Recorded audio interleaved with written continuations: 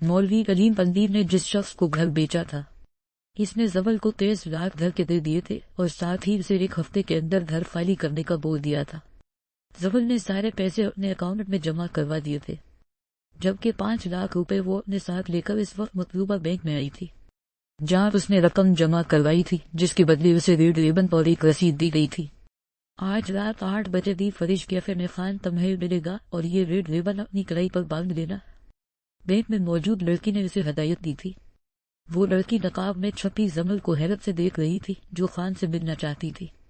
ये नहीं था कि कभी इससे कोई लड़की मिलने नहीं आई थी, बात ये थी कि कभी पर्दे में छपी लड़की इससे मिलने के लिए नहीं आई थी। क्या ये खान मेरा काम कर देगा? जमल ने इस लड़की से पूछा था, जो उसकी बात पर हंसी थी। तुम खान को नहीं जानती, फिर इससे काम क्यों करवा रही हो? इस लड़की ने हैरत से पूछा था, क्योंकि ज्यादातर जो लोग यहाँ आते हैं उन्हें खान के बारे में और उसके काम से वाकफियत होती थी। जमल ने इसकी बात पर लब काटे थे। वो उसे असल वजह बताना नहीं चाहती थी। लड़की भी इसके कुछ न बोलने पर समझ चुकी थी कि वो उसे नहीं बताएगी। तुम्हें जो भी काम हवा खान तुम्हारा काम कर देगा। इस लड़की के तसली देने पर जमल अपना हिजाब और नकाब ठीक करती बैंक से निकल गई थी। खान से मिलने का सोच कर ही उसे खौफ महसूस हो रहा था। वो जिंदगी में शायद ही कभी किसी नौनहरम से यूं मिलने गई थी, लेकिन कभी ये हालात भी न थे। अगर अब्बा जिंदा होते तो मुझे कभी यूं दर बदर न होना पड़ता। अपने बाप को याद करती इसकी आंखें नम पड़ी थी और जरश की टेंशन से अलग हो गई थी। 2 दिन हो चुके थे और जरश की इसे कोई खबर नहीं थी। वो बस इस वक्त इसकी हिफाजत की दाही कर सकती थी, लेकिन इसे यकीन था कि इस कदर इसकी बहन को महफूज रखेगा। खान राव से मिलने के लिए एक लड़की ने रकम डिपॉजिट करवा दी है। आज रात दी फरिश कैफे ने। खान जो सुनीक हेड क्वार्टर में बने अपने ऑफिस में बैठा था, इसे वहां के ऑपरेटर अरमान ने आकर खबर दी थी। इस लड़की की सारी डिटेल्स कहाँ है? खान ने मसरूफ से अंदाज में टेबल पर रखे अपने लैपटॉप पर काम करते पूछा था। इसकी रंगियां तेजी से कुछ टाइप कर रही थी। सर, आपको ईमेल कर दी गई। अरमान ने नजरें झुकाए जवाब दिया था। खान ने हंकार भरा था। अरमान ने एक नजर खान को देखा था, जो बेनियाज सा अपना काम कर रहा था। अरमान को अपना जवाब मिल गया था। वो खामोशी से वहां से चला गया था। खान ने मतलूबा ईमेल खोली थी, जहां जबल की सारी डिटेल्स मौजूद थी।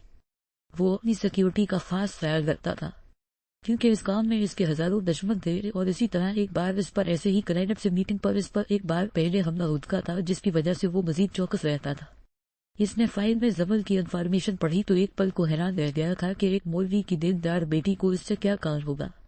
उसने आखिर पर जमल की तस्वीर देखी थी, जो हिजाब के हाले में छपी हुई थी और उसका आधा चेहरा नकाब से ढका हुआ था। इसकी सिर्फ हैजत ब्राउन आंखें ही तस्वीर में दिखाई दे रही थी। इसको ये क्लाइंट इंटरेस्टिंग लग रही थी, क्योंकि पहले कभी कोई मिडिल क्लास पर्दादार औरत इससे मिलने नहीं आई थी। जमल की इन्फॉर्मेशन पढ़ने के बाद खान ने मतलूबा फाइल बंद करके दूसरी ईमेल खोली थी, जो इंटरनेशनल क्लाइंट की थी। वो ज्यादातर इंटरनेशनल ही काम करता था, मगर यहाँ भी VIP क्लाइंट्स के काम वो करता था। यही इसकी जिंदगी थी, सुनीक सर्विस को संभालना और अपना काम करना। इसका नाम खान इस सर्विस में टॉप पर था, लेकिन इस सारी सर्विस का मेन कंट्रोल शेर खान के पास ही था, जिससे खान को शदीद नफरत थी। युजदान ने खान के हुक्म के मुताबिक रात को कुछ आदमियों को भेजकर असलम का कत्ल करवा दिया था, लेकिन जरश से वो एक बार भी अब तक नहीं मिला था। इससे वो बड़ो मिलने का सोच कर उसके चेहरे पर मुस्कुराहट हो गई थी। वो अपने कमरे में फरिश होता जरश से मिलने के लिए इसकी तरफ बढ़ा था। जरश को 3rd फ्लोर पर रखा गया था। खान बड़ा खासा बढ़ा था, जो टर्पल सर्विस पर मुश्तमिल एक वसी रकबे पर फैला था। इस घर की एक एक चीज इसकी कीमत का मुंह बोलता सबूत थी। एक बड़ी तादाद मुलाजमन की इस घर को चमका कर रखती थी। वफादारी इस काम में सबसे ज्यादा अहमियत रखती थी, पर खान के पास करने वाले सब इसके वफादार लोग थे। खान के बाद वो लोग सबसे ज्यादा गजब युजदान की करते थे, जो खान की तरह ही सख्त दिल था, मगर इसकी तबीयत में नरमी का अंसर भी था, जो खान में बिल्कुल नहीं पाया जाता था। युजदान 52 फ्लोर पर लगी रफट के जरिए 3rd फ्लोर पर गया था, जहाँ पहले ही कमरे में जरश को रखा गया था। वो मजबूत कदम उठाता इस रूम की जानिब बढ़ा था।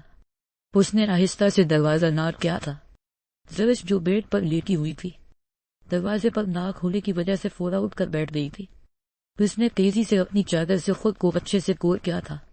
2 दिन से इस कमरे में बंद रहकर उसे कमरे की सफेद दीवारों से वहशत सी होने लगी थी। युजदान रूम का नाक खोलकर अंदर दाखिल हुआ तो उसकी नजरें झकी हुई थी। زوج نے اسے دیکھتے ہی اپنا چہرہ ڈھانپ لیا تھا۔ یزدان نے دروازہ ہاتھ کھلا چھوڑ دیا تھا تاکہ زوج اس سے ڈرے نہ۔ اس نے 2 منٹ بعد دھیرے سے اپنی نظریں اٹھا کر زوج کو دیکھا تھا۔ اس کو چادر میں خود کو چھپائے دیکھ کر اس کے لبوں پر ایک دلفریب مسکراہٹ ابھری تھی۔ اس کی حیا اور پردہ ہی تھا جس نے یزدان کے دل کی دنیا میں ہلچل مچا دی تھی۔ کون ہے آپ؟ اور مجھے یہاں کیوں قید کیا ہوا ہے؟ یزدان کے کچھ نہ بولنے پر وہ ایک ایک لفظ چبا چبا کر بولتی سخت لہجے میں پوچھ رہی تھی۔ اس نے صرف ایک نظر یزدان پر ڈالی تھی، پھر اپنی نگاہیں جھکا لی تھی۔ دے کھاڑ کر لڑکوں کو پڑھنا اس کو سخت ناپسند تھا، چاہے پھر جن سے مخالف کتنا ہی حسین و خوبصورت کیوں نہ ہو۔ میں آپ سے نکاح کرنا چاہتا ہوں۔ یزدان خان نے صاف بات کی تھی، اسے گھما پھرا کر باتیں کرنا پسند نہیں تھا۔ یزدان کی بات پر غصے سے زرج کا چہرہ سرخ پڑا تھا۔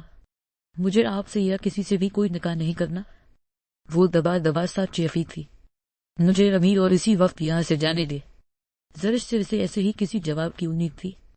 وہ جانتا تھا وہ عام لڑکیوں سے مختلف ہے، وہ خاص ہے، لیکن اب وہ خاص لڑکی صرف اور صرف یزدان خان کی تھی۔ نام کیا ہے آپ کا؟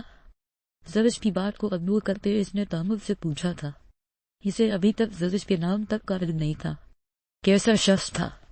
2 دن سے وہ اس کی قید میں تھی، 2 سال سے وہ اس کی محبت میں پاگل تھا، مگر ابھی تک اس کے نام کو جاننے سے معلوم تھا۔ زرج نے غصے سے اپنی چادر پر گرفت مضبوط کی تھی اور غصے سے اس کو گھولا تھا، مگر پھر وہ اپنے غصے پر قابو کرتی بری تھی۔ بھائی آپ کو خدا کا واسطہ پلیز مجھے جانے دیں، آپ کو ہزاروں لڑکیاں مل جائے گی۔ اس کی منہ سے خود کے لیے ایک بار پھر بھائی لفظ سن کر یزدان کا حلق تک کڑوا ہو گیا تھا۔ اس نے اب کی بار خود اسے غصے سے گھولا تھا۔ پہلی بات زما زردیہ میرے دل کے میرے علاوہ دنیا کے سب لوگ آپ کے بھائی ہیں، اور فی الحال آپ کے لیے بھی میرے دل میں کوئی بہن چالہ نہیں ہے، اس لیے بہتر کہ میرے ساتھ نکاح کر لے، اس کے بعد آپ جہاں کہیں گی میں آپ کو لے جاؤں گا۔ یزدان کی بات پر اس نے اپنے دانت پیسے تھے۔ اسے زما زردیہ کا مطلب سمجھ نہیں آیا تھا، ورنہ وہ ضرور یزدان کو کھڑی کھڑی سنا دیتی۔ مجھے منظور ہے، لیکن نکاح کے بعد میں فوراً اپنے گھر جانا چاہتی ہوں، زرش نے سوچ کر جواب دیا تھا۔ اس روم میں رہ کر وہ یہاں سے کبھی نہیں نکل سکتی تھی۔ بالکل رات کو نکاح کے فوراً بعد میں آپ کو آپ کے گھر والوں سے بلوانے لے جاؤں گا۔ اب اپنا نام بتا دے۔ یزدان نے آخر میں ایک بار پھر سے اس سے نام پوچھا تھا۔